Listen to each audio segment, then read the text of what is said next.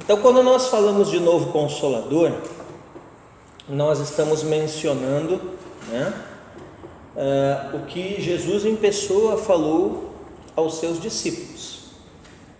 O que ele falou aos seus discípulos?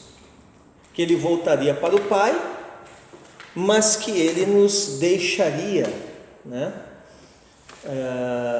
esse novo Consolador, que é o Espírito Santo, conforme o capítulo 14 de João. Lembrando que o Espírito Santo é tão Deus quanto o Pai e quanto o Filho.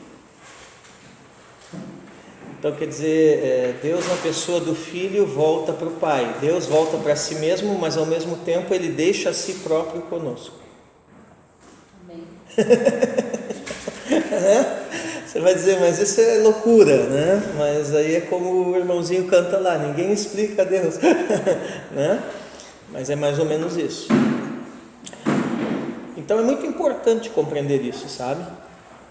Às vezes eu falo assim, o Espírito Santo é Deus, Jesus é Deus. Vocês perceberam que no decorrer do curso eu faço questão de enfatizar muito isso para vocês.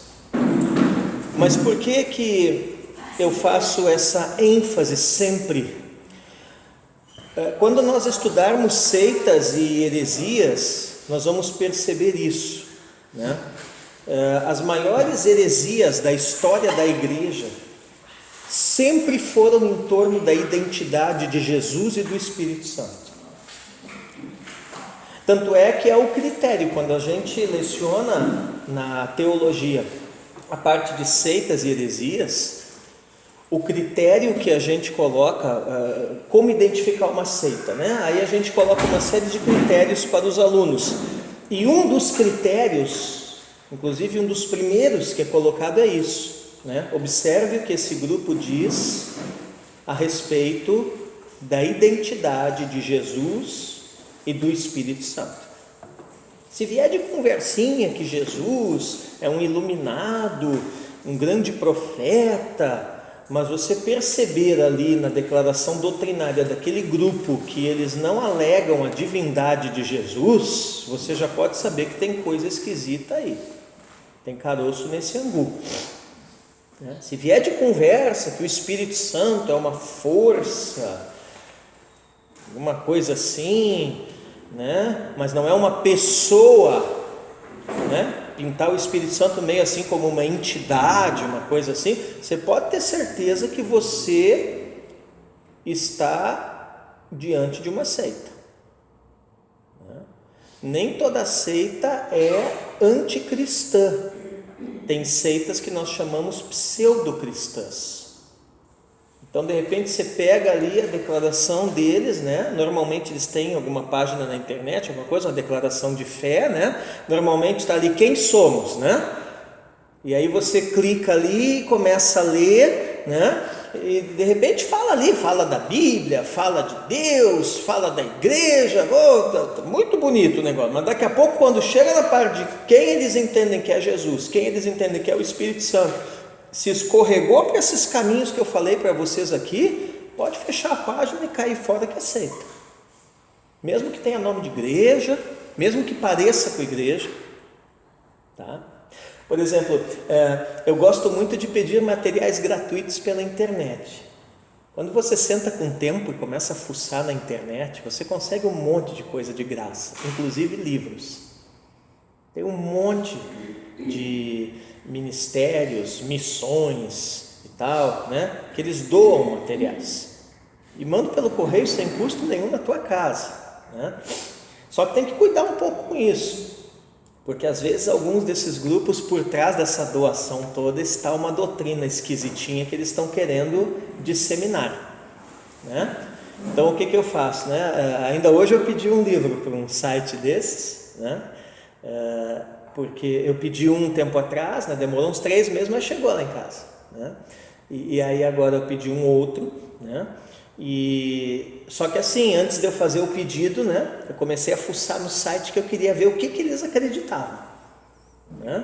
E aí lá pelas tantas lá, abre 2, 3, 5 abas, aparece a declaração de fé. Aí eu li toda a declaração de fé deles e digo, não, beleza, isso aqui é igreja, né? Então vou pedir o livro, que eu sei que eu vou ter aproveitamento, né? Mas já aconteceu também de eu entrar em outro e, antes de fazer um pedido, ler ali e dizer, não, tá esquisito isso aqui, não, nem quero o material desses caras, né? Porque é seita, tá?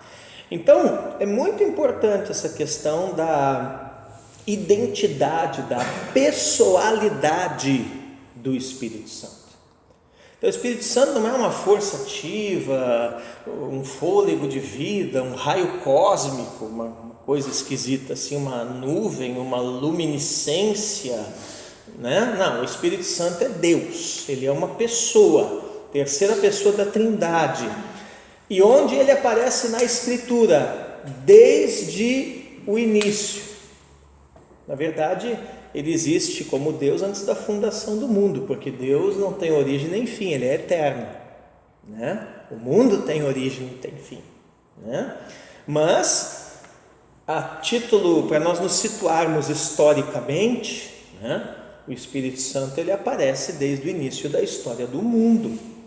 Então a Bíblia nos informa que quem pairava sobre a face das águas, no original hebraico ali, chocava como um pássaro em cima do ninho. A ideia que dá ali no original hebraico é essa, né? Em Gênesis 1:2, que diz ali, a terra era sem forma e vazia, havia trevas sobre a face do abismo e o Espírito de Deus se movia sobre as águas, né? É a tradução da Nova Almeida. Tem outras traduções diferentes, claro. Tem uma tradução que diz que havia trevas sobre as águas de profundidade, né? Que também pode ser traduzido assim, né? E que o Espírito chocava, eu já vi tradução assim, né? Sobre as águas de profundidade, tá? Bom, fato é que ele está com o Pai e o Filho desde o princípio. Amém? Muito bem. Agora, eu esqueci de ampliar aqui. Ótimo. Agora, é importante lembrarmos o quê? Que antes de Cristo vir à Terra, o Espírito Santo não estava derramado sobre todos os povos, né? Então, como é que Deus falava? Pelos profetas, né?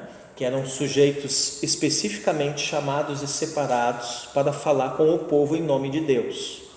Qual é a diferença entre profeta e sacerdote? É que profeta fala ao povo em nome de Deus, sacerdote fala do povo para Deus, profeta fala de Deus para o povo, é o caminho inverso, né? E esse pessoal então, ele era visitado pelo Espírito, tá? Então, é quando você lê lá nos livros da Antiga Aliança, né? E o Espírito do Senhor se apoderou dele e com uma queixada de jumento matou 1000 filisteus. Às vezes a profecia era meio violenta, alguém até morria. No caso ali do Sansão, né? É um exemplo disso, né? É interessante que o original hebraico ele diz que o Espírito o possuiu. Eu me lembro uma vez que eu falei isso na igreja e tinha um irmão que congregava conosco, ele ficou muito escandalizado porque ele achava que possessão era só demoníaca, né? Eu digo não, o diabo não cria nada, né? Ele copia e perverte tudo. Então, se o diabo tem um processo de possessão, ele não criou isso, ele aprendeu isso vendo, né? De algum lugar, né? E de que lugar? De quando ele era anjo, né? De como Deus faz. Então, na Antiga Aliança, realmente as pessoas eram possessas do Espírito Santo, né? E liberavam a palavra profética e tinha aquele mover. Tem uma expressão na teologia que a gente chama de verve, né? E a ideia é algo que ferve e transborda para fora, né? É isso mesmo. Mas acontecia aquilo ali esporadicamente e o sujeito voltava à sua vida normal, né? Então é importante vocês entenderem isso, porque você olha os livros proféticos, né? Como os nossos livros do Antigo Testamento, os livros proféticos, você vê profecia ali capítulo após capítulo, né? Então você pega Isaías, por exemplo, você fica pensando assim, né? O cara assim está cheio do Espírito, ele fica toda hora profetizando, né? Profetizou, e aí tem um outro doido sentado lá, escrevendo, acabou o livro, E não tem nada a ver com isso. Algumas das profecias têm intervalo de anos. Entende? Então, tem momentos ali que Isaías é possesso pelo Espírito Santo, né? Entra numa dimensão espiritual, tem até algumas visões, começa a profetizar e alguém que está junto dele, né, começa a escrever. Normalmente tinha um escriba junto. Tá? E aí tem aquele momento ali e o Espírito para, daqui a pouco aquilo para, o Espírito se retira, né? Não confunda o Espírito Santo com o Espírito humano. Tá? O Espírito se retirava, o Espírito Santo, né? E podia passar um dia, uma semana, um ano, ou alguns anos, até ele receber outra palavra. Tá? Claro que, como foi registrado no livro, aí nós temos essas profecias em sequência, nem sempre elas estão em ordem cronológica, também um outro detalhe importante. Tá? Então tem livros, né, que foram escritos, foram compostos no Antigo Testamento de uma forma rápida, né? Mas tem livros, principalmente esses proféticos maiores, né? Daniel, Jeremias, Isaías, Ezequiel, né? Que tem algumas profecias ali, demorou intervalo de anos para ele receber de novo outra visitação do Espírito de Deus. Tá? Então a gente tem que contextualizar isso aí, né? Agora, o que aconteceu aqui em Atos 2, 16 ao 21, é que o Espírito Santo foi derramado sobre toda a carne a partir do dia de Pentecostes. Então aqui acontece uma mudança, Eliane. Qual é a mudança? Aqui você não precisa ser exclusivamente do povo de Israel. Aqui basta você crer, né, e receber a mensagem, o anúncio do Evangelho, a proclamação do querigma, que nós estudamos nessa matéria lá no início, né? E você está sujeito a receber o Espírito Santo, ao converter-se, o receberá como selo de sua salvação, né? E ele não vai mais ficar te visitando, ele vai morar em você. Né? Quer dizer, aqui a coisa muda de figura, Beriana. Todo que clamasse por esse Espírito, né, arrependendo-se, confessando a Jesus, seria cheio dele. Isso é ou não é uma mudança radical? Bem diferente do Antigo Testamento. Por isso que o ofício profético hoje, né, esse é mais um dos motivos, né, não é e nem poderia ser igual ao do Antigo Testamento.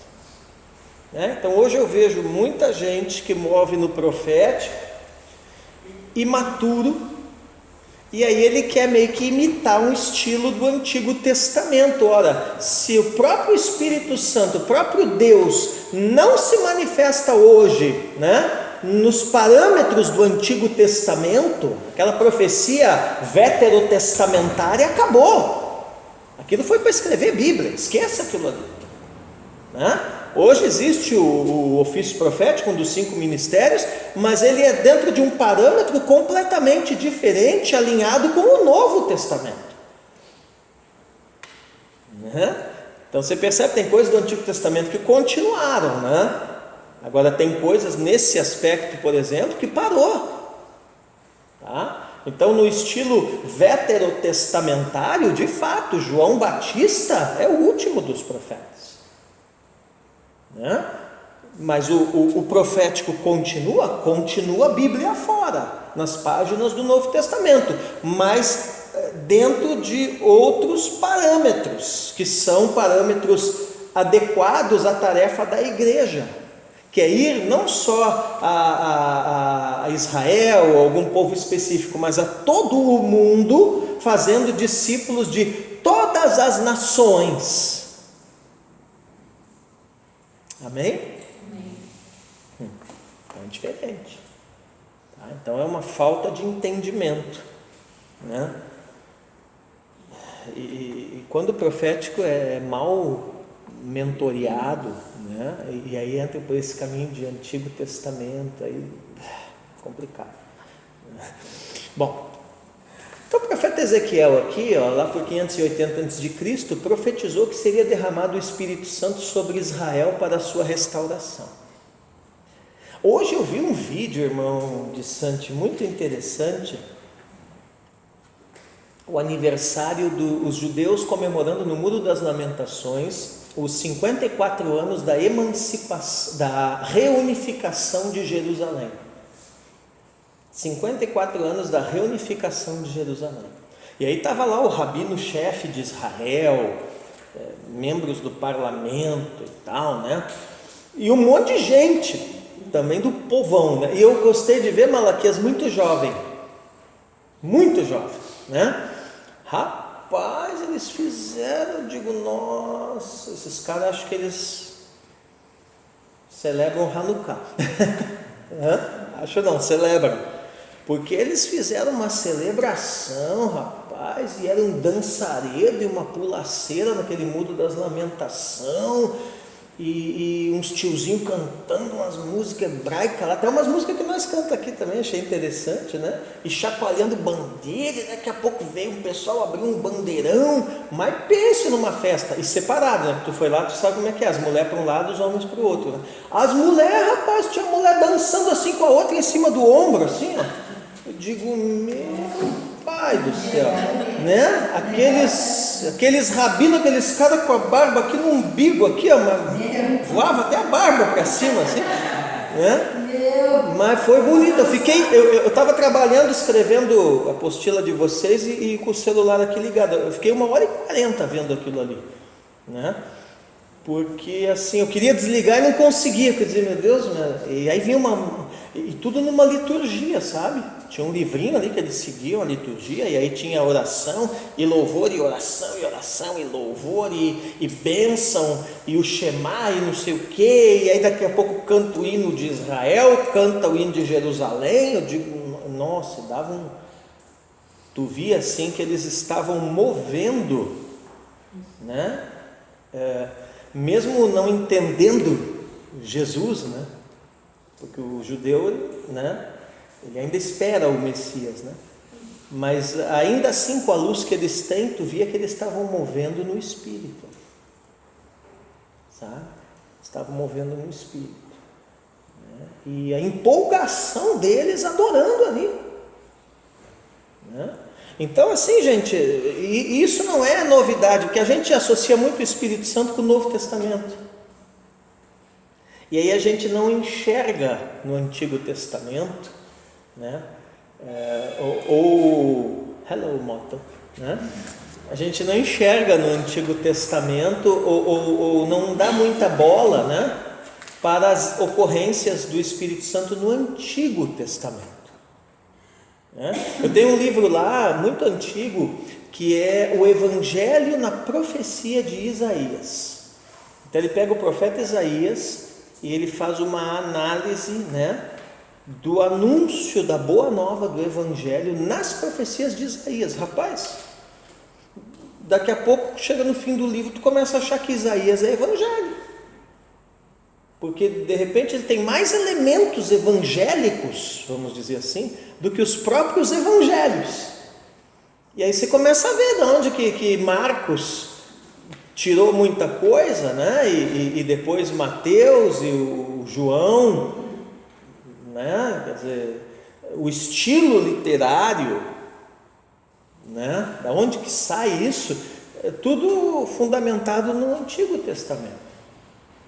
Então o Ezequiel aqui ele vai declarar que o povo vai receber um espírito novo. De que espírito novo que ele está falando? Do Espírito Santo, para guardar os mandamentos. Amém? Meu irmão, cheio do Espírito Santo, que não segue princípio da Bíblia, tem coisa errada nesse negócio, né? O irmão é cheio do Espírito Santo. Lá onde eu dou o curso, lá na curva, lá, o pastor estava me falando de um fulano lá que é de uma igreja lá, né?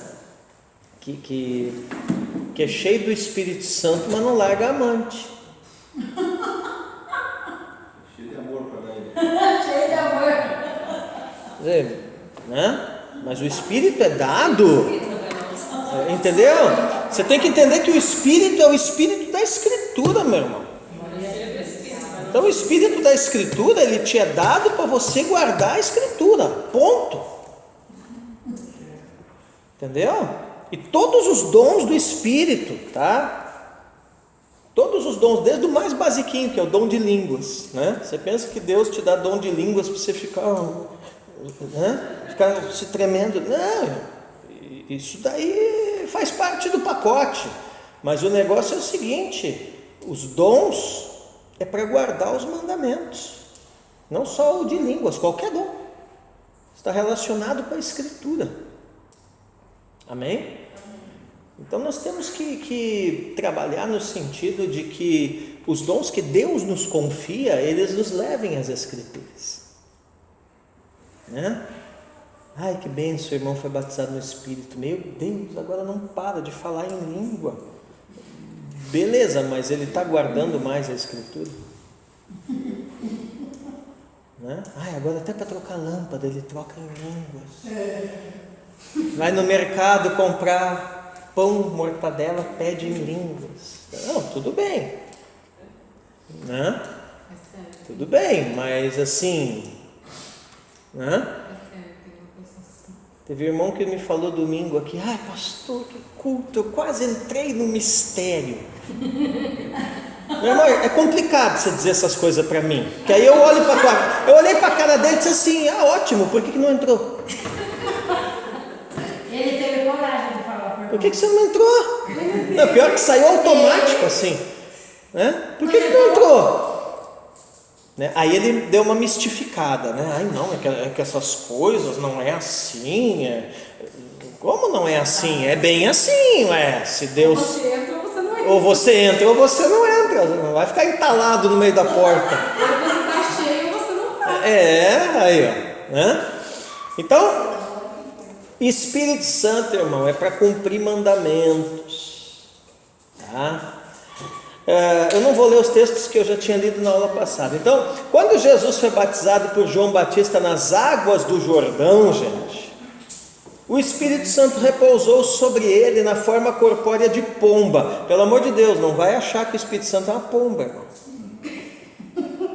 Ele só manifestou-se ali na forma de uma pomba. Não é que o Espírito entrou numa pomba. Houve uma materialização ali na forma de uma pomba. Por quê? Porque a pomba é um dos símbolos, são vários símbolos do Espírito Santo. Eles viram uma manifestação, né? Uma teofania. Uma teofania da terceira pessoa da Trindade na forma de uma pomba. Assim como Moisés viu uma teofania num arbusto que pegava fogo e não consumia, mas Deus não é um arbusto. Entenda bem isso, né? E aí, o que diz lá Lucas 3, 21 e 22? Ó? Ao ser todo o povo batizado, Jesus também foi batizado.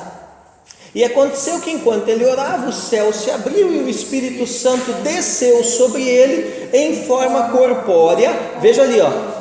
Como pomba, e do céu veio uma voz que dizia: tu és o meu filho amado, em ti me agrado. O que você enxerga nessa passagem?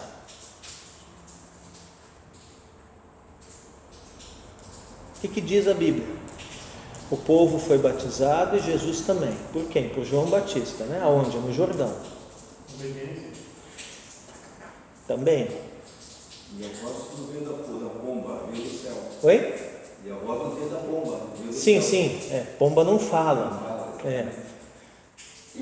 Veio do céu. Tá, mas o de Santos começou a puxar o fio da meada.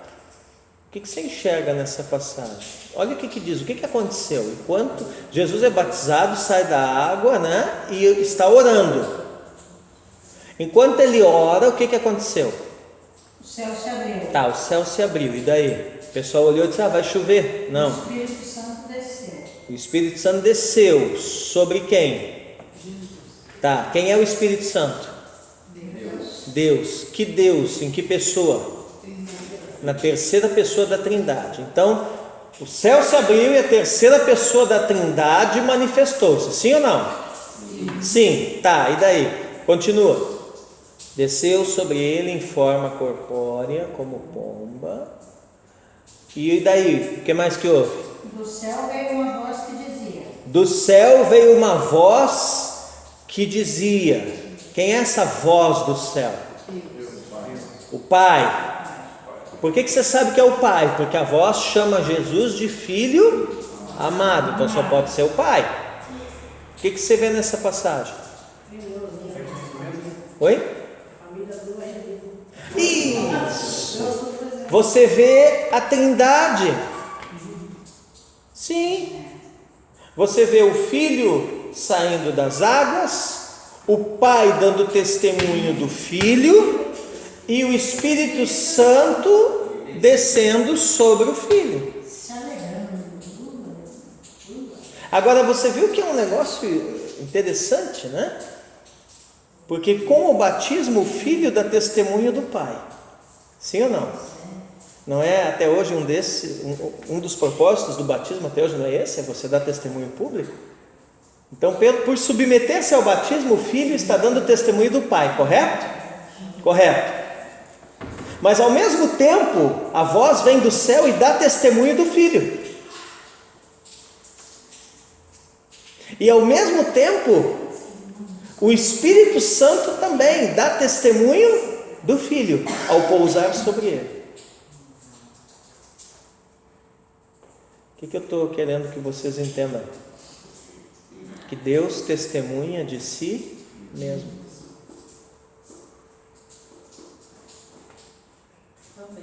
É? Qual é a prova da existência de Deus? Ele mesmo. Qual é o testemunho verídico, autêntico de Deus? Ele mesmo. Porque afinal de contas, quem seria o fiador de Deus, senão Ele mesmo, não é verdade? Ainda tem gente que diz que Deus não existe, né? Então, eu sinto que eu fiz vocês pensarem um pouco. Quem seria o fiador de Deus? Eu já te fiz essa pergunta. Quem criou Deus? Isso.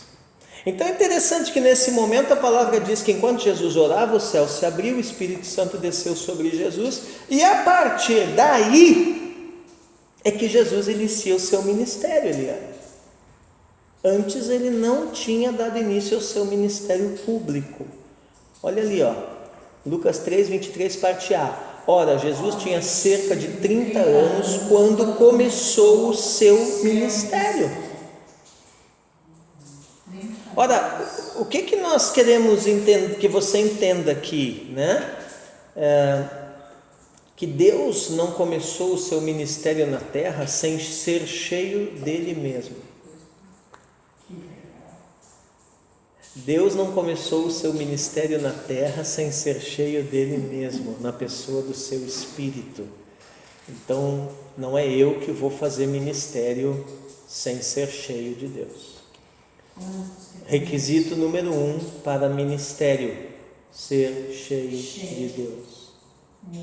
Isso é muito sério.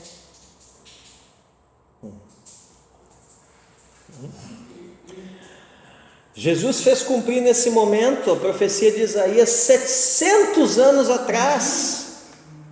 Quando Isaías fala lá do ramo que vem do tronco de Jessé, né? E teria o Espírito Santo repousado sobre ele. Gente, 700 anos antes Isaías viu esse dia. Isaías 11, verso 1 e 2. Do tronco de Jessé sairá um rebento, e das suas raízes brotará um renovo. Repousará sobre ele o Espírito do Senhor, o Espírito de sabedoria e de entendimento, o Espírito de conselho e de fortaleza, o Espírito de conhecimento e de temor do Senhor. Amém? Isaías 700 anos antes viu esse dia. Que dia? O batismo de Jesus. O dia em que o Espírito repousou sobre ele. Então Jesus como profeta, ele declarou e profetizou a descida do Espírito Santo, que aconteceria pouco depois do seu tempo na terra. Veja que há um padrão, né?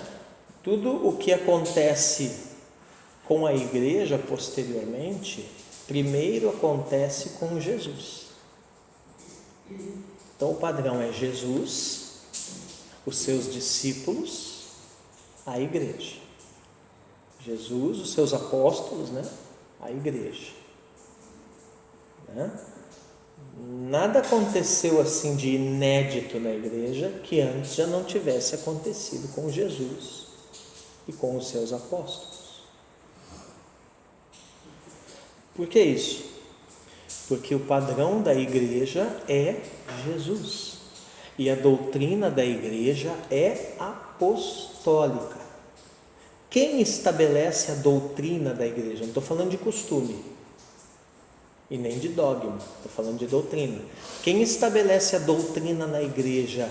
Os apóstolos do Cordeiro, os 12, os apóstolos, em cima daquilo que Cristo transmitiu a eles. E aonde está registrada essa doutrina? No Novo Testamento. Mas tem uma nova doutrina.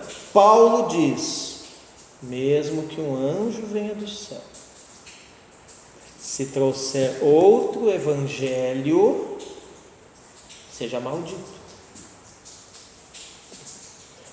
Quer dizer, dogma varia, né? Se aperfeiçoa.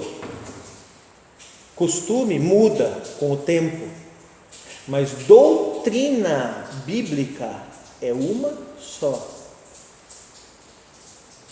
Desde quando a igreja foi estabelecida. E isso tem um nome, Malaquias, que você ouviu muitas vezes: tradição da igreja. A doutrina estabelecida, baseada na tradição da igreja. E a tradição da igreja não é invenção dos católicos romanos, não.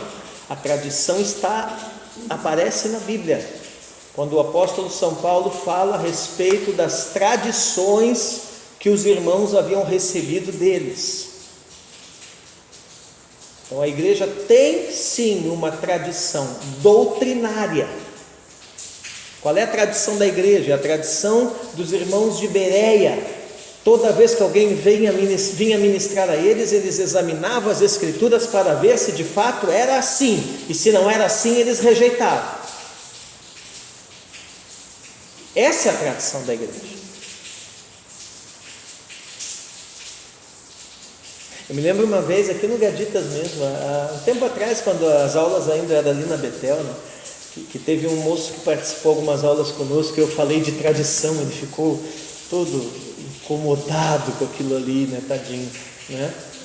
Por quê? Porque ele ligou tradição com religião, e ele ligou religião com algo morto espiritualmente, né? Mas isso aí é uma ilusão que o diabo colocou na cabeça da igreja. Existe uma tradição ruim, mas existe a tradição bíblica, a tradição apostólica, a tradição doutrinária, que deve ser preservada e deve ser seguida, né? E tradição, e religião também não é uma coisa ruim. Ora, como se expressaria a fé, como se viveria a fé, se não houvesse esse veículo chamado religião? O que é a religião? É nada mais, nada menos que o veículo, que a ferramenta, né? A religião dá voz, a religião dá uma cara, uma personalidade à fé. É isso que é religião.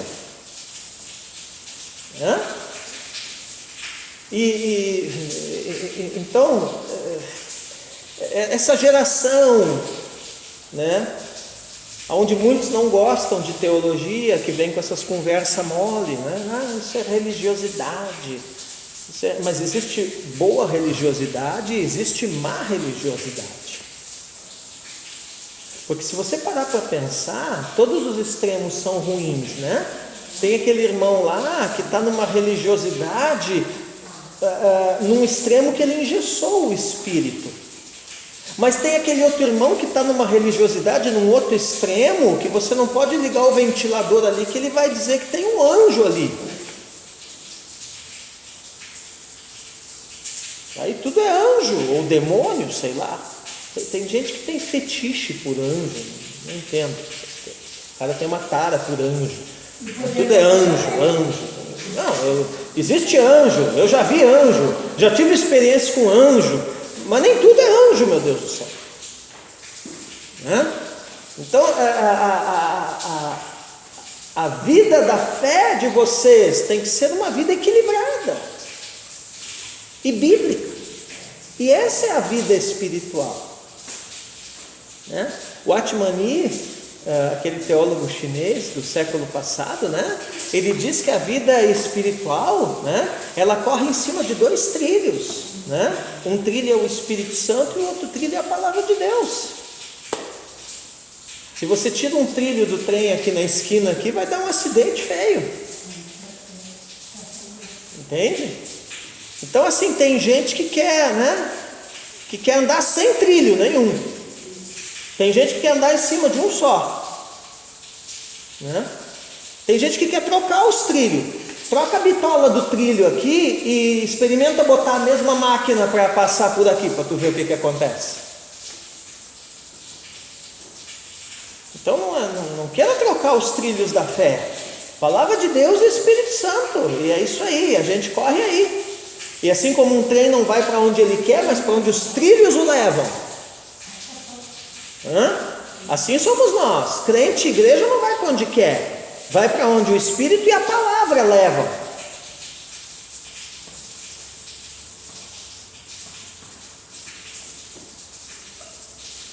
Muito bem.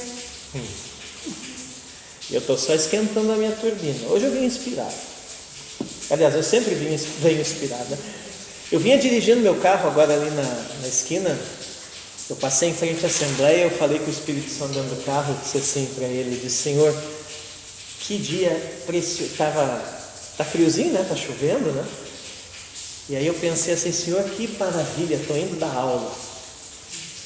Falei assim para Deus: é o dia mais legal, o horário mais legal, é o horário que eu estou indo dar aula. Né? O horário mais triste é quando a aula acaba. Né? Mas assim, pergunta qual é os dias mais felizes da semana. É os dias de aula, claro. Né? Mas, então, Jesus é profeta, gente, e declara essa descida do Espírito, né? João 14, 16 ao 18 e o 26. Aqui vamos ler: se vocês me guardarão os meus mandamentos. Primeira coisa, eu amo a Deus. Ama? Guarda os mandamentos.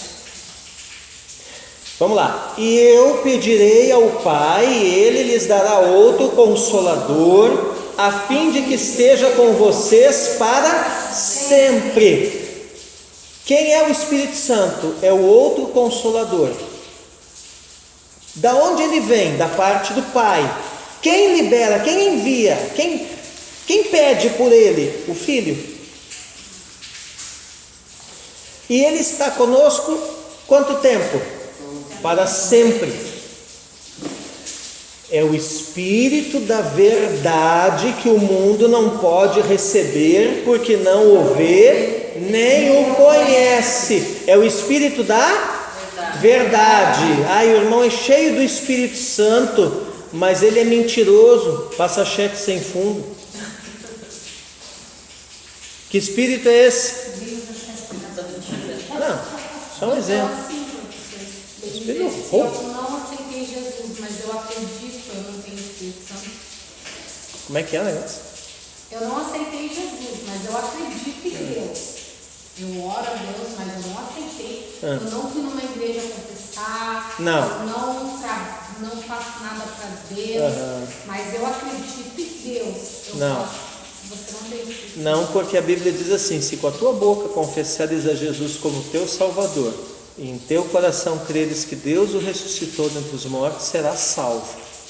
E aí o Espírito Santo é como selo no momento da sua salvação. Porque esses dias eu não sei se eu falei certo para minha sogra ou se eu falei errado. Ela estava falando sobre, Deus ouve tudo que eu falo, e meu Deus me ouve, eu oro ali, Deus me escuta. Eu falei assim, mas se você não confessar que Jesus é o teu Salvador, não serve de nada, eu falei assim pra ela. Não, mas eu falei de mim mesmo. Mas assim... Eu falei de mim mesmo. Tá, mas assim, tem um monte de gente que Deus escuta. Então, mas sabe o que eu falei pra ela? Claro que Deus vai te escutar. Você está orando, Deus vai escutar. Mas não significa que você vai pro céu. Sim. Aí que tá. E daí ela foi expulsar um demônio no sábado. Meu Deus, foi expulsar demônio. Mas não é nem convertida para expulsar demônio. Um demônio no sábado. E diz que o braço dela começou a ficar todo gessido, diz que ficou tudo duro, jogou ela no sofá. E daí ela falou assim pra mim, eu acho que ela também quis vir me bater. Acho que ela viu algo bom. Eu falei, não, teu demônio se encontrou com o dela e daí da moça. Pô, falou isso pra sogra, velho. Tu falou no dia das mães isso aí pra tua sogra? Meu pai, que presente! E ainda bem que você não chamou nenhum nem deles, senão ia entrar em você, ia sair da outra, ia entrar na outra. E daí eu ia ficar aqui a noite inteira, eu e deles, e ia ficar saindo de você. Porque eles estavam ali, bebendo, e igual a pastora falou, fiz bem que você fez e não ter ido lá. Porque você ia lá expulsar, no outro dia eles iam estar lá bebendo, e no outro dia eles estavam lá bebendo. Bem certinho, né, Malaquias? Bem certinho. Tua sogra tem que se converter e parar de arrumar sarna para se coçar. Isso aí é o... Ela tem Jesus e ela vai pro céu. Isso aí é aquele troço lá do livro de Atos. Eu te expulso em nome de Jesus, a quem Paulo prega. Um dia ela vai achar um demônio esperto pela frente que vai falar que nem aquele. Conheço Jesus e Paulo também. E você, quem que você é? Pior é aquele demônio da acusação, né? Que fica Isso aí é expulsar. os demônios que você vai mexer, porque tem uns que vai ser um safado, vai falar todos os pecados na tua cara. E não me chame. Mas todo demônio é safado. Não existe demônio honesto.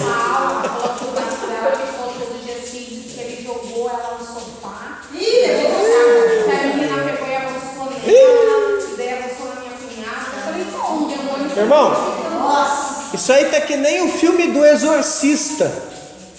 Meu Deus. Como é que é o final do filme do Exorcista? Eu vou contar para você não ver, tá? O padre morre. O demônio mata o cara, velho. Quer dizer, quem é o herói do filme? É o demônio que matou o padre lá, entendeu? E é uma situação que você assistiu Oi? Não, quando eu não era crente. Eu assisti quando não era. Então assim, tá, então volta, mas vamos aqui para o texto. Vamos para o texto. Então, olha ali, o Espírito da verdade, onde o Espírito Santo está, não tem mentira. Que o mundo não pode receber. Então tá aí, ó. Quer dizer, se eu estou no mundo, né? Claro que no mundo todo mundo está aqui, porque ninguém é ET, né? Mas eu estou falando espiritualmente falando, né? Se o meu estilo de vida, né, é mundano, que Espírito Santo que eu vou estar recebendo? Né? E Jesus diz aqui que nem conhece. Nem conhece. Mas olha ali, vocês o conhecem, porque ele habita em vocês e estará com vocês. Então, se o Espírito Santo habita em você, você conhece o que é a manifestação do Espírito e o que não é, porque você conhece ele. O pessoal, professor, me explique, será que tem alguma fórmula teológica para discernir? Não tem fórmula nenhuma, meu irmão. A fórmula é ser cheio do Espírito Santo. Se você é cheio, ele habita em você, você conhece quem mora dentro de você, né? E então, quando esse que mora dentro de você estiver se manifestando em outro, você vai saber que é ele Agora, se é um negócio esquisito, velho, daí, né? Então aí que está o segredo do discernimento espiritual, é a intimidade com o Espírito Santo. Não perca tempo com demônio. Tem gente que fica perdendo tempo com demônio, né? E aí fica lendo aqueles livros de guerra espiritual, que tem lá as categorias, e não sei o que, né? E o nome do demônio, e o que o demônio falou que ele faz. Já viu esses livros esquisitos? Né? Eu até tenho uns na minha biblioteca, né? Eu já li essas coisas doidas também, mas eu amadureci, né? Mas assim, você fica lendo essas coisas. Aí um dia Deus falou assim para mim: você não precisa estudar esses negócios aqui, você tem que ter a intimidade comigo. E aí, mas como é que eu vou saber, Senhor, que demônio é? Deus disse: mas o que te interessa saber que demônio é? Você tem que expulsar ele e pronto. Eu sabendo que demônio é, Deus me disse assim: tá bom, você não precisa saber, você só expulsa em meu nome. Digo, que maravilha, né? Isso. Aí assim, olha lá, não deixarei que vocês fiquem órfãos, voltarei para junto de vocês. Você percebeu que ele coloca, Beriana, a ausência do Espírito Santo na nossa vida como uma situação de orfandade? Né? Mas o Consolador, o Espírito Santo, que o Pai enviará em meu nome, esse ensinará a vocês todas as coisas. Que coisas? E fará com que se lembrem de tudo que eu lhes disse. Se você ler a sua Bíblia, o Espírito Santo fará você lembrar. Se você estudar a sua apostila para a prova semana que vem, o Espírito Santo fará você lembrar. Agora, não chega aqui sem nem ter pegado no material e vai fazer oração aí com a maior cara de pau para o Espírito Santo te dar um 10. Não é assim que funciona. Bem, eu nunca tirei 10 na escola, então. Né? Esse Entendeu? Eu botei meu sermão de domingo, não sei se vocês assistiram, né? Botei no meu canal lá no YouTube, né? Botei o link no grupo de vocês. Mas assim, eu passei a maior parte do domingo escrevendo o meu sermão. Eu costumo fazer isso já há muitos anos, né? Porque assim, eu preciso estar preparado, né? E aí ele me fará lembrar. Tem coisas novas que ele me traz ali enquanto eu estou ministrando a partir do meu esboço, né? Mas eu estou ali preparado. Eu fiz a lição de casa. Né? Agora sim, não pega na Bíblia o domingo inteiro. Chega na hora do culto que é pregar, não vai sair coisa que preste disso daí. Pode ter certeza. Né? Pode ter certeza. Isso é verdade? Eu estudar, esses dias deram uma oportunidade para Deus dar uma palavra e ele não estava bem. Ou ele foi lá na frente e eu olhei assim, acho que o Martin Eterno.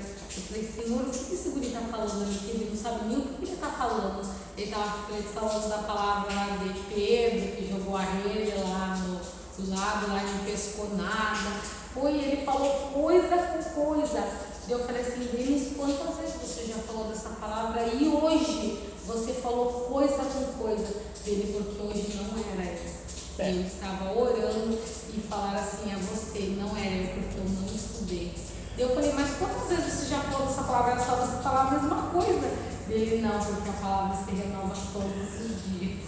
A dica é o seguinte: se acontecer uma situação dessa com você, então não se meta a falar a Bíblia, faz uma oração com o povo e devolve o microfone. Vai ficar mais bonito. Eu falei, entendeu? Isso assim, eu fiquei tão indignada. Isso aí está parecendo congregação cristã, assim, que chama o cara no grito, assim. Não, era para ele abrir o culto, entendeu? Então. Mas sempre quando ele chega, ele sempre tem uma palavra, mas esse dia ele estava orando, depois que ele ora, ele vai abrir uma palavra. Só que não esperava ele terminar, daí eu toquei nele e falei, estou te chamando lá na frente. Cataram ele. Daí ele pegou, Cris, eu só abri a Bíblia e... Cataram ele no grito. Vamos lá. João 15, 26 e 27. Quando, porém, vier o Consolador, que eu enviarei a vocês da parte do Pai, o Espírito da verdade que dele procede, esse dará testemunho de mim. O Espírito Santo testemunha de Jesus. Amém? Né? Então o Espírito Santo não fica dando testemunho de denominação. O Espírito Santo não fica dando testemunho do apóstolo, não sei das quantas, do profeta, não sei quem, né? O Espírito Santo dá testemunho de Jesus. Ele aponta para Jesus. Amém? Olha lá. E vocês também testemunharão, porque estão comigo desde o princípio. Então o novo Consolador, o Espírito da verdade, que seria disponibilizado para quem cresce no Messias, Espírito esse que nos ensinaria todas as coisas e que principalmente convenceria o mundo do pecado, da justiça e do juízo, tá? Jesus ordenou aos seus discípulos que permanecessem em Jerusalém até que do alto fossem revestidos do poder de Deus, o Espírito Santo. Ali Lucas 24, 49, ó. Eis que envio sobre vocês a promessa de meu Pai. Permaneçam, pois, na cidade, até que vocês sejam revestidos do poder que vem do alto. Amém? Então veja, eles tinham que permanecer em Jerusalém. O Espírito Santo está relacionado com permanência. Amém?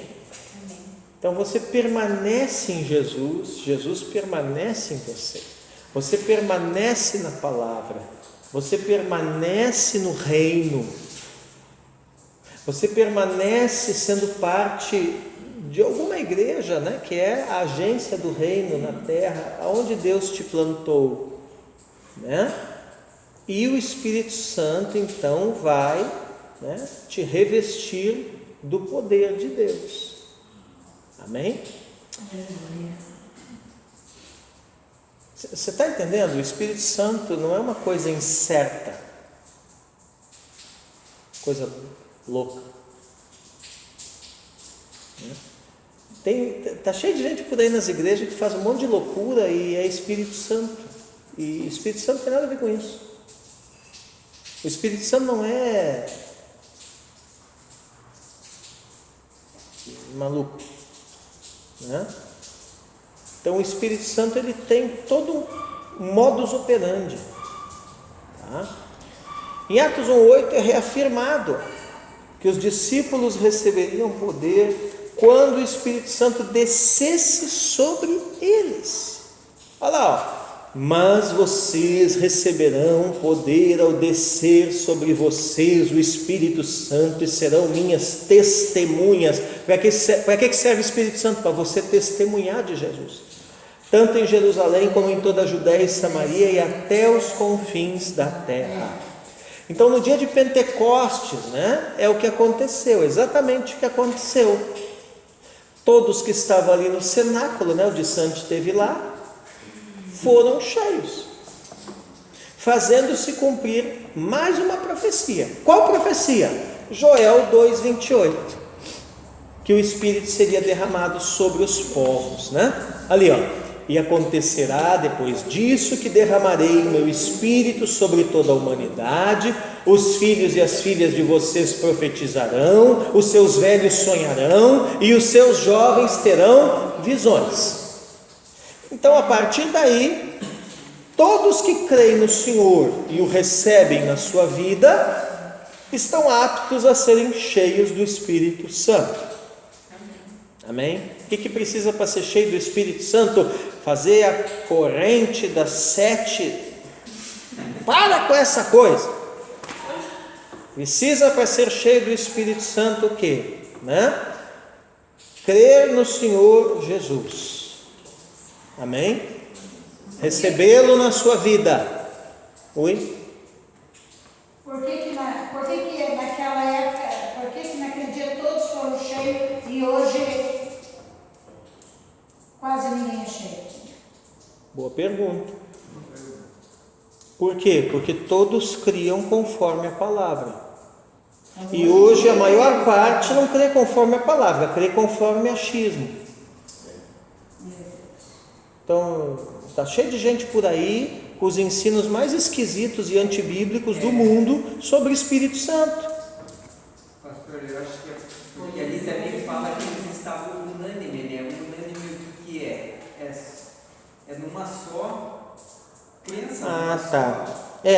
Você tocou num ponto interessante. A palavra grega ali é homotumadon. Homotumadon significa unidos em uma mesma fúria. É um termo que era usado quando os exércitos lutavam numa formação de falange. E eles faziam uma barreira de escudos e avançavam juntos contra o inimigo, unidos numa mesma fúria. Então eles estavam furiosamente focados no que Jesus tinha prometido para eles. Ponto. Então, o que a pastora disse, eu vejo assim, por esse lado. Nós estamos numa só igreja, numa só congregação, mas esse texto eu penso de uma forma, ele ali pensa de outra forma. Não estamos numa só. Sim, numa unidade. Numa só unidade. Aí você tocou um ponto interessante. Aí estamos na individualidade, né? Sim. O Espírito Santo é um espírito unânime. Pastor, Oi. então, por isso que acontece então divisões? Claro. As divisões não são do espírito, né? O espírito não é um espírito de divisão, né? Agora, unanimidade não significa necessariamente que vamos concordar em tudo. É aí que as pessoas não entendem. Isso é verdade. Unanimidade está relacionada ao fato que, mesmo não concordando em tudo, mas eu estou disposto a abrir mão para continuar andando e convivendo com o outro. Eu posso não concordar em tudo com o distante, porque ninguém é igual, né? Só um exemplo, porque ninguém é igual a ninguém. Mas a minha aliança com ele em Cristo é maior. Então eu estou disposto a abrir mão de algumas coisas que eu entendo diferentemente dele, para nós continuarmos caminhando juntos, porque a unidade está assim. Quer dizer, entende? E aí o Espírito se agrada disso e opera nisso. Afinal de contas, você não vai achar gente na igreja até hoje mais divergente do que eram os apóstolos de Jesus. Era um grupo todo esquisito, cada um pensava de um jeito, cada um andava para um lado. Eram os mais divergentes possíveis. Entende? Mas quando eles entendem, por isso que a Escritura diz que o vínculo da perfeição é o amor, né? Então você, em nome desse valor maior, que é o amor, você, em nome desse propósito maior, que é a unidade, você abre mão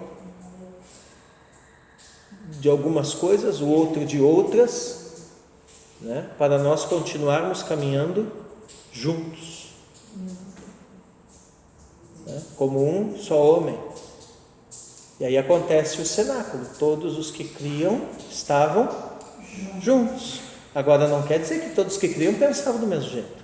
E nem são perfeitos. E nem... Já longe disso. Entendeu? É um ponto interessante que você tocou. Na verdade, isso entra até uma questão, não sei se eu estou certa, na questão do relacionamento conjugal, né? Um casamento. Porque eu entendo assim, né? O que é o casamento? O casamento é você abrir mão em favor do outro, né? Eu sou um homem totalmente diferente, meu marido é o oposto de mim, eu sou o oposto dele. Mas Deus olhou lá de cima, não, vou unir esses dois, né? Quer dizer, um diferente do outro. mas na mesma unidade do Espírito, não sei de que jeito que Deus fez isso, mas Ele faz, né? Ele consegue unir duas pessoas completamente diferentes uma da outra. Sim. Né? Eu vejo assim duas carnes se unindo e tendo um tempero só, né? Agora não foi carne nem sangue quem te revelou, hein? Esse menino tá ficando bom, hein? Não, tá ficando bom. É isso aí.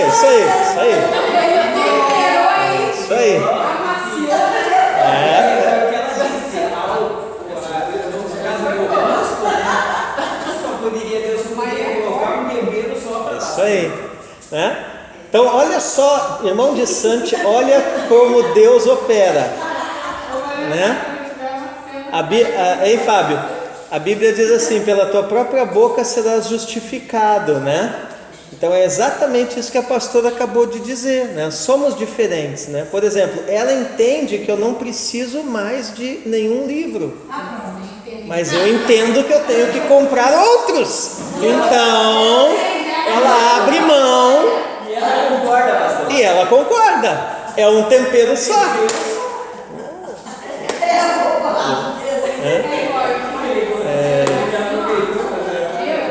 Vamos lá.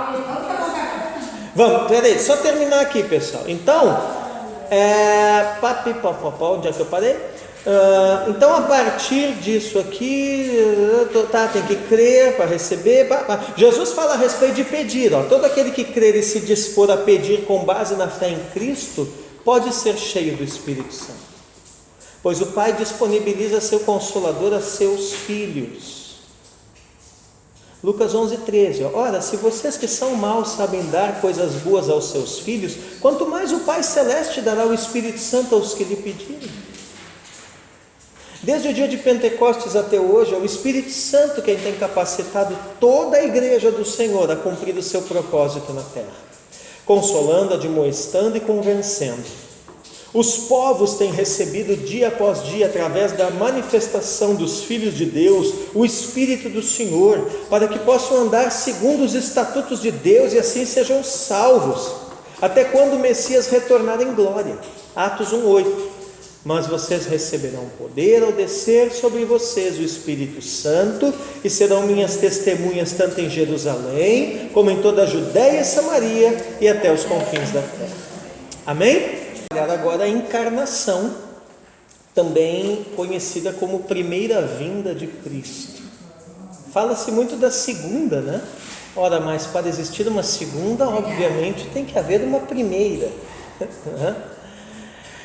Bom, quando nós falamos de encarnação, gente, nós estamos falando que o Filho de Deus, né, deixou toda a sua glória e veio nascer do ventre de uma virgem mulher aqui na terra.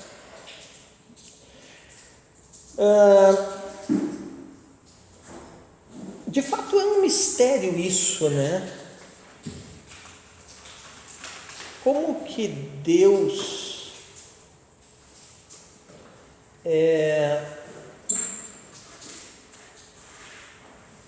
escolhe ser contido dentro de um corpo humano, dentro de uma forma física.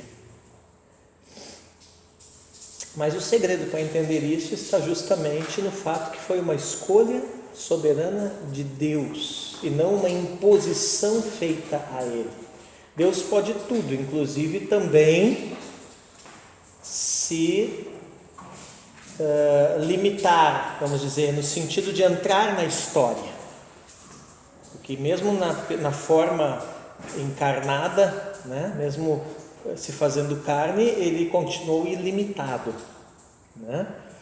Mas ali, com relação à questão de espaço, tempo, história, ele se sujeitou a parâmetros que ele mesmo estabeleceu. Isso é uma conversa para a teologia sistemática. Bom, mas vamos falar aqui do seguinte, que ele veio para nos libertar do pecado, né? E nesse processo ele derrama até a última gota do seu sangue para nos salvar. Amém? A salvação é pela graça, mas não é de graça. Porque alguém pagou um preço. E moeda no mundo do espírito é sangue. Por isso que as trevas, toda vez que vai acontecer algum pacto, né, precisa matar um bicho, às vezes até um ser humano, né, alguma coisa assim. E por isso que no antigo sistema sacrificial lá, né, do Antigo Testamento, do tabernáculo, do templo, o culto era matar bicho. Por quê? Porque tinha que haver o derramamento de sangue para a remissão de pecados. Então Filipenses 2, 7 e 8, pessoal, olha ali, ó. Pelo contrário, ele se esvaziou, assumindo a forma de servo, tornando-se semelhante aos seres humanos e reconhecido em figura humana, ele se humilhou, tornando-se obediente até a morte e morte de cruz. Olha que coisa que Paulo está falando, que ele se esvaziou. Esvaziou do quê? Da sua condição, vamos dizer assim, eu vou inventar uma palavra aqui, mas essa palavra não existe, né? De incabível. Ele não cabe, porque na verdade todas as coisas são nele. Mas ele se esvazia disso e se torna, vamos dizer, compactado para entrar na história. Por que Deus teve que entrar na história para nos salvar dos nossos pecados? Porque o pecado é um evento histórico. Então não há como trabalhar com isso, né, sem entrar também na história. De modo que Deus, na pessoa de Jesus, seu Filho, é Senhor da história. Amém? O mais interessante quando falamos da encarnação de Jesus é o fato desse momento ter sido profetizado por Isaías uns 700 anos antes. E aí lá em Isaías 11, ele vai mencionar o ramo do tronco de Jessé, né? E o capítulo todo vai apontar para a vinda, a encarnação do Messias. Quando você olha Isaías 52, 13 e 14, olha o que diz lá: eis que o meu servo procederá com prudência, será exaltado e elevado e será muito sublime. Como muitos pasmaram à vista dele, pois o seu aspecto estava tão desfigurado, mais do que o de outro qualquer, e a sua aparência mais do que a dos outros filhos dos homens. Então aqui, né, e no capítulo 53 inteiro, Isaías vai falar de Jesus como se o tivesse visto com os seus próprios olhos. Entende? Não só profetizou, Isaías viu tudo que Jesus passou 700 anos antes. Ele entrou numa dimensão espiritual no seu ofício profético, né? E foi levado àquele momento, àquela ocasião, aquele dia. Você está pensando algo assim meio tipo máquina do tempo, é mais ou menos por aí. Tomado pelo Espírito? Oi? Tomado pelo Espírito? Isso. Então, inclusive o livro mais evangélico do Antigo Testamento é o livro de Isaías. É onde mais você vai ver falar do Messias e tal, é Isaías. Pastor, Oi? já que essa aula vai ter muito debate, né? Vendo assim, esse final está ficando muito gostoso, né? Para ser o final. Mas eu queria aqui fazer uma pergunta antes que eu fuja do Sim, faça. pensamento. Quando assim, se fala assim, esvaziou, porque muitos falam assim, Jesus era 100%, 50% homem e 50% Deus. E outros falam 100% 100% homem, 100% Deus.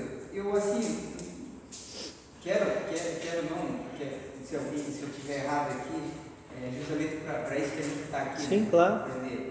aprender. Se ele se esvaziou daquilo, do poder, assim, não plenamente, mas porque se ele, como Deus ali, ele não poderia morrer, né? Sim, sim. O texto aqui fala, né? Assim, ó. Na Escritura vai falar do nascimento e morte de Jesus, tá? Mas isso é uma linguagem para nós humanos entendermos. Afinal de contas, a Escritura é destinada a nós. Portanto, a linguagem tem que ser no nosso entendimento, correto? Mas se você for pensar em termos da essência da divindade, Deus não nasce, porque Ele sempre é eterno. E Deus também não morre, porque Ele é imortal. Então, é mais correto teologicamente falando, ao invés de falar do nascimento de Jesus, falar da encarnação. Deus não nasce, mas encarna. No caso de Jesus, isso é verdade, né? Deus não morre, né? Mas Ele dá a sua vida para depois tomá-la.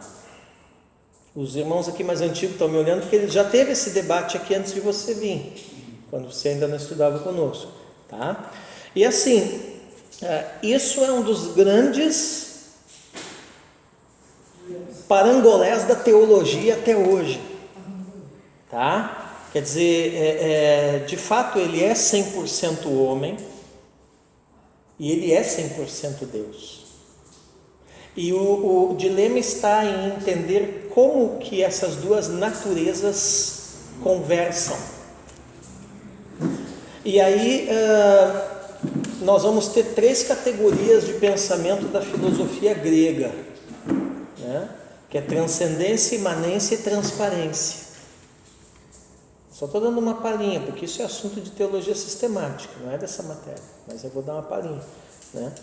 Ou seja, então, no que diz respeito à sua imanência, né, seria o aspecto divino. Deus não precisa fazer força para ser Deus, ser onisciente, onipotente, onipresente, é da natureza dele. É inerente a ele isso, né? Mas ao mesmo tempo, nós temos o aspecto, né, da transcendência, que está relacionado com a encarnação, quer dizer, Deus vai além de si mesmo. Nesse sentido, que ele se esvazia e entra na história nascendo de uma mulher, ou encarnando, vamos dizer assim, através de uma mulher, tá?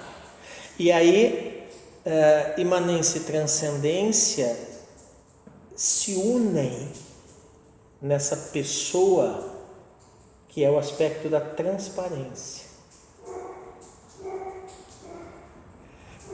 Agora, isso são aquelas coisas da teologia que você chega até certo ponto e dali para frente você não consegue mais explicar.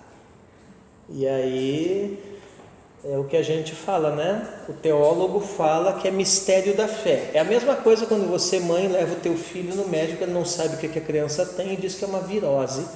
O teólogo, quando não consegue explicar além disso, ele vai te dizer, daí é mistério da fé.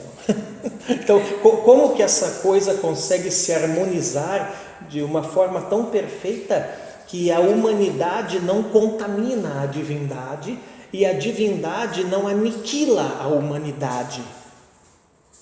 Como isso? E é aí que nós vamos entender que Jesus é homem, né? Mas ele não é um homem, vamos dizer assim, qualquer, um homem comum, né? Ele é o primeiro de uma nova espécie humana, que é a nova criatura, do qual nós, ao nos convertermos, devemos pelo menos nos tornar réplicas. É a nova criatura em Cristo Jesus, não é o velho Adão consertado, remendado, colado com super bonder, melhorado, não, é o velho Adão que morre e a nova criatura que nasce a partir de Cristo Jesus, sendo Ele a matriz.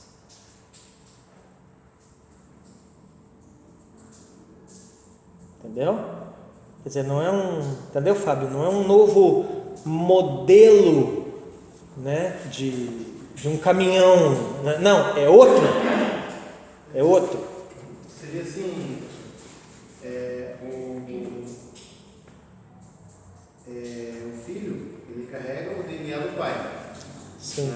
No nascimento, Sim, na biologia. A mãe só carrega o filho, mas o DNA é do pai, né? Seria Deus. Não, porque tem DNA da mãe também. É cromossomo X e Y. Não, o Y é da mãe. A mãe também. Entende? Mas isso é um mistério. Quer dizer, como é que ele não nasce contaminado? Justamente porque ele não nasce. Ele encarna. Mas é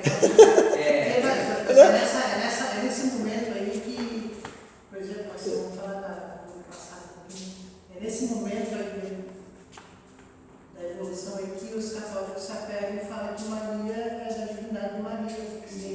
Sim, a dogmática católico-romana vai explicar, então, né, foi a saída que os teólogos católico-romanos acharam. Então Maria também tem que ser santa porque ela não o contamina, tá? Só que assim, isso é um argumento que facilmente se desmonta. Por quê? Né? Porque, ora, se ele é Deus, né, e chega a ponto de ir das regiões inferiores pregar aos espíritos em prisão, então não é o útero de uma mulher, por mais descendente de Adão que ela seja, que vai contaminá-lo. O que pode contaminar Deus? Nada. Então a divindade dele mesmo quebra isso aí. Tá? Então assim, isso aqui que nós estamos conversando foi um dos grandes debates, tá? Assim, a igreja primitiva, você vai estudar teologia no próximo nível, quem ficar aí vai estudar teologia patrística, tá? E a teologia patrística dos antigos pais, eles estavam altamente preocupados em tentar explicar isso aí. Então, Santo Agostinho, os pais lá do Oriente, os pais ocidentais, pais que eu digo são os primeiros teólogos da igreja, tá? As primeiras gerações na teologia, isso aí que eu estou falando é entre mais ou menos o ano 200 até lá pelo ano 500, 600 da igreja, tá? Esses teólogos, todos eles estudaram e oraram e pesquisaram e escreveram exaustivamente tentando entender isso. E hoje o entendimento que nós temos está resumido ali nas teologias sistemáticas, nos compêndios de teologia sistemática. Inclusive eu preciso indicar uma boa teologia sistemática para vocês comprarem, né? Isso aí assim, é o kit básico, é uma Bíblia de estudo que a Cristina já comprou, uma boa teologia sistemática, assim, tem um monte no mercado, né? Eu tenho várias lá, até vai vir mais umas, tá? Né? Mas assim, eu posso indicar uma para vocês que é boa assim no geral, né? Um bom comentário teológico, isso aí é indispensável você ter ali, para você fazer uma leitura, uma pesquisa, uma coisa assim, tá? Mas as teologias sistemáticas condensam esse conhecimento, só que é como eu te falei, entendeu? Isso na verdade, no fundo, permanece alguns aspectos inexplicáveis para a igreja até hoje. Mas do ponto de vista, então, é simplesmente fé. Um sujeito estava comentando que o Pai de Jesus não é Deus, é o Espírito Santo, porque apesar do Pai chamar Jesus de filho, quando Maria engravidou foi pelo Espírito Santo. Então ele disse que o Pai de Jesus é o Espírito Santo. Aí eu falei, mas não importa que seja. Digo, desde que, sendo eles um só. Exatamente, isso é uma redundância. Por quê? Porque o Espírito Santo é Deus. Entende? E outra coisa, por que descerá sobre ti o Espírito Santo? Porque ali a ideia é o seguinte: todas as tratativas de Deus com a humanidade são via Espírito Santo. E não é o Espírito Santo que aponta para o Filho? Então nada mais normal do que o Espírito Santo ser a pessoa da Trindade que atuou ali no processo de encarnação através de Maria. Normal. Até comentei, o Espírito de quem? Não é do Pai? E o Pai e o Espírito e o Filho são então tem que entender. Tá chovendo no molhado, quer dizer, entendeu? É complicado, mas eu não sei se convencia a pessoa.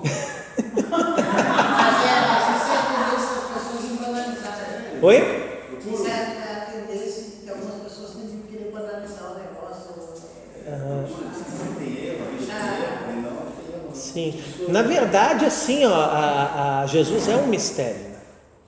Jesus é um mistério. A gente tem que explicar Deus com nossos olhos. Jesus é um mistério, tanto é que Paulo depois vai dizer isso, né? Ele fala do mistério que esteve oculto de todos os séculos, de todas as gerações, mas que agora foi manifesto aos seus santos, que somos nós a igreja, está dizendo, a quem Deus quis fazer conhecer as riquezas da glória deste mistério.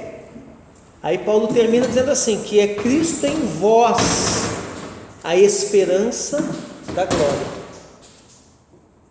Então, o que Paulo fala nessa passagem? Primeiro, que Cristo é um mistério, né?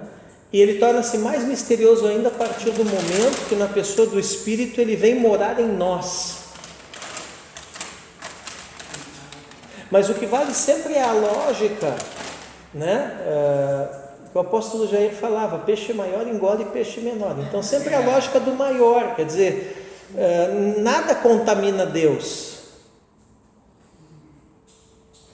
Eu lembrei de uma coisa agora, por exemplo, como que eu vou dizer? Deus não precisa que ninguém defenda ele, né? Sim. Porque quando apareceu aquela coisa do carnaval lá, do ano passado, que fizeram lá, Jesus, lá... Sim, aquele carnaval todo. E eu vejo, o Face assim ficou bombado, né? Porque daí teve muitos crentes que se indignaram, querendo defender Deus, né? Mas Deus não precisa que ninguém defenda ele. Irmão,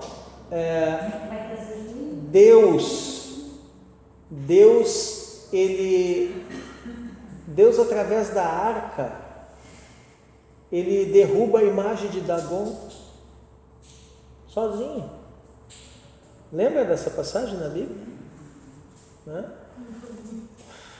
Então assim, está cheio de passagem na Bíblia onde Deus atua, vamos dizer assim, entre aspas, né? Sozinho. Entende? Na Amazon Prime, quem tem assinatura aqui, tem uma série chamada A Bíblia. É muito interessante de assistir, porque não é essas coisas meio hollywoodiana. É produzido pelaquela RAI, Rádio Televisione Italiana, que é do Vaticano. E as histórias são muito fiéis à Escritura. A Bíblia, na Amazon Prime. Não, tem uma, mas não é essa mesmo. Aí já com uns frufru, né? E aí eu estava assistindo filme, são filmes longos, 2h30, 3 horas de filme. E eu estava assistindo Moisés, né? E aí assim ele mostra o que Deus fez com o Egito, né? Quer dizer, o que me chamou muita atenção ali é que a produção que eles fizeram mostra assim como o faraó era idolatrado, né? O cara não era, ele era Deus na terra, né? Até então, né?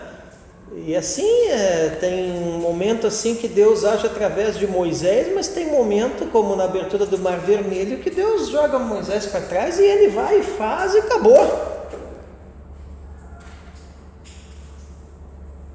Né? Então, né? Você lembra aquela outra passagem onde Deus entra lá, se não me engano, no arraial do exército da Síria, né? E mata não sei quantos mil. O anjo entra e mata. E eles ficam admirados, porque no outro dia o inimigo está tudo morto e já armando acampamento para cair fora, entendeu? Então, Deus defende-se a si mesmo. Até a construção do templo, né? A restauração do templo de Neemias, né? Isso. Eles viam as pessoas trabalhando à noite, né? Não era ninguém. Entendeu? Aí, né, o negócio de Ciro, né? Esse é um rei ímpio, pagão, terrível, né? Você acha que você assiste os filmes, você vê como é que é do Império Persa, entendeu? E aí Deus usa o cara e chama de meu servo. E aí? Né? Nabucodonosor, né? Deus vem e dá uma loucura nele e o cara vai pastar. Você acha que Nabucodonosor era pouca coisa? Esses caras mandavam no mundo inteiro. Laicanismo, né? Oi? Chama-se laicanismo. Isso, né? Que é a teoria do lobisomem, né? Na verdade ele vira um lobisomem, né? Então assim, o próprio Novo Testamento, Roma, né? Quer dizer, o que era a igreja, né? Você vai estudar a história da igreja, isso que é fascinante, né? O que era a igreja, meu Deus do céu? A igreja era um nada no meio do império, né? E questão assim de 3, 4 séculos depois, o império vira a igreja engole o império. Isso foi bom e ruim para a igreja, né, em alguns pontos, mas eu digo assim, a questão do pouco de fermento, né, é assim que é a parábola que Jesus conta, que leveda toda a massa. Vamos lá, eu já vi que eu não vou terminar isso hoje, mas vamos lá. Mas o livro de Jeremias, escrito ali, 500 anos antes de Cristo, no capítulo 23, fala do renovo justo, o bom pastor, que mais tarde seria revelado. Jesus, o nosso bom pastor, que deu a vida pelas ovelhas, já estava sendo profetizado naquele tempo. Amém? Então a encarnação do Messias foi profetizada também por quem? Ora, quem? João Batista. Voz do que clama no deserto, né? Isaías 43 a 5. Uma voz clama no deserto, preparem o caminho do Senhor. No ermo, quer dizer, o que é o ermo? É o descampado, o desabitado, né? Onde não passa ninguém. No ermo, façam uma estrada reta para o nosso Deus. Todos os vales serão levantados, quer dizer, vai vir um aterro. E todos os montes e colinas serão rebaixados, quer dizer, vai aplainar. Então, aonde falta vai ser completo e aonde sobra vai ser rebaixado. A glória do Senhor se manifestará e toda a humanidade a verá, pois a boca do Senhor o disse. Lucas diz que João seria o profeta do Altíssimo, que iria diante do Senhor, preparando o caminho para dar ao povo conhecimento da salvação. Salvação essa que viria logo em seguida, o nosso Messias. Olha Lucas 1,76. E você, menino, será chamado profeta do Altíssimo, porque precederá o Senhor, preparando-lhe os caminhos. João foi questionado se ele mesmo não seria o Cristo, mas ele deixa bem claro para o povo que viria após ele outro, muito mais poderoso que ele, o nosso Salvador. Olha Lucas 3, 15 e 16. Estando o povo na expectativa e pensando todos em seu íntimo a respeito de João, se por acaso ele não seria o próprio Cristo, João tratou de explicar a todos: eu, na verdade, batizo vocês com água, mas vem aquele que é mais poderoso do que eu, do qual não sou digno de desamarrar as correias das suas sandálias. Ele os batizará com o Espírito Santo e com fogo. Então a encarnação de Jesus, irmãos, ela abala todas as estruturas da terra. Ele marca, a história, tanto é que a história é contada antes e depois, da sua encarnação. E as nossas vidas, cumprindo o seu propósito, como podemos ver nos evangelhos. Algo muito interessante, Jesus prometeu que retornaria pela segunda vez. Nos evangelhos, Jesus alerta o povo para o fim dos tempos e afirma que viria novamente. Amém?